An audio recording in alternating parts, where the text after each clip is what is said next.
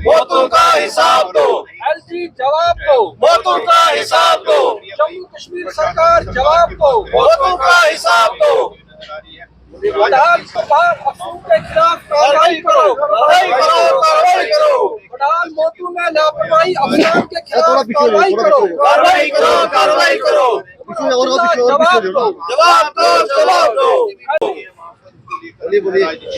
आप सब लोगों ने देखा होगा और मीडिया का हम बहुत शुक्रगुजार हैं कि मीडिया पिछले कई दिनों से जो है बडाल रजौरी को कवर कर रहा है।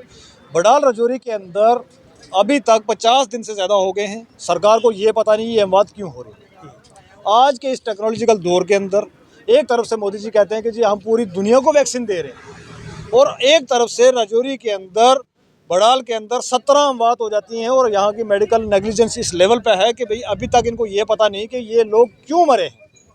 पोस्टमार्टम के बाद तो एक नॉर्मल मौत जो होती है, उस डेथ जो होती है उसका भी पता लगाया जा सकता है कि भाई इसकी डेथ किस कारण से हुई, हार्ट में कोई प्रॉब्लम थी, इसकी किस वजह से सांस रुकी, क्या प्रॉब्लम हुई। लेकिन अभी तक 17 पोस्टमार्टम होने के बाद एक भी रिपोर्ट नहीं है जिसके अंदर यह बताया जाए कि इनकी मौत क्यों हुई है। उसके बाद हमारे 3 बच्चियां वहाँ से शिफ्ट की जाती हैं, एयरलिफ्ट करने के लिए रिक्वेस्ट डाली जाती है और मान लिया जाता है कि इनको चंडीगढ़ के अंदर शिफ्ट किया जाएगा। उससे पहले एक बच्चे को शिफ्ट किया जाता है। आज सुनने में आ रहा है कि वो बच्चा हमारा जो स्टेबल है वो बिल्कुल ठीक है। अगर वो ठीक है तो ये 17 लोगों को क्यों मरने दिया गया, इन 17 लोगों को पहले क्यों नहीं शिफ्ट किया गया यहाँ पर। जैसे कि आप मीडिया के हजरात सब जानते हैं कि जो हाल रजौरी के वहाँ के जीएमसी का है, मेडिकल कॉलेज का है, वही हाल जम्मू मेडिकल कॉलेज का भी है। वैसी मशीनरी टूटी फूटी यहाँ पर है, वैसी मशीनरी टूटी फूटी वहाँ पर रखी हुई है। वैसे डॉक्टरों की शर्टेज वहाँ पर है, वैसी डॉक्टरों की शर्टेज यहाँ पर है। और जिस बच्चे को वहाँ से उठा के, जिन बच्चों को उठा के वहाँ पर यहाँ पर शालामार ला के मरने के लिए छोड़ा, इनको क्यों नहीं शिफ्ट किया गया, हमारा सवाल है सरकार से ये है।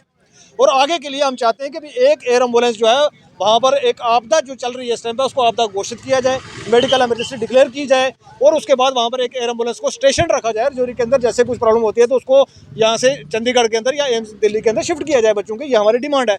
लेकिन सुनने में ये आ रहा है, जैसे कल 3 MLAs ने वहाँ पर मिलकर प्रेस कॉन्फ्रेंस दी है कि भाई ड्यूल पावर सिस्टम के चलते हुए एनसी कुछ करती है तो एलजी साहब नहीं करने देते, एलजी साहब कुछ करते हैं तो एनसी नहीं करने देती।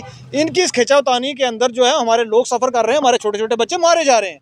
तो मैं आपकी विसात से आज का प्रोटेस्ट सामने इसलिए रखा था कि हम लानत भेजते हैं ऐसी सरकारों पे, लानत भेजते हैं ऐसी एडमिनिस्ट्रेशन पे कि भाई जो किसी के खून पे सियासत करने पे उतरी हो। आप सियासत करिए, आप सियासत करने के लिए दुनिया भर का मकाम है आपके, दुनिया भर की चीज़ें एक दूसरे को नीचा दिखाने के लिए आप करते रहिए।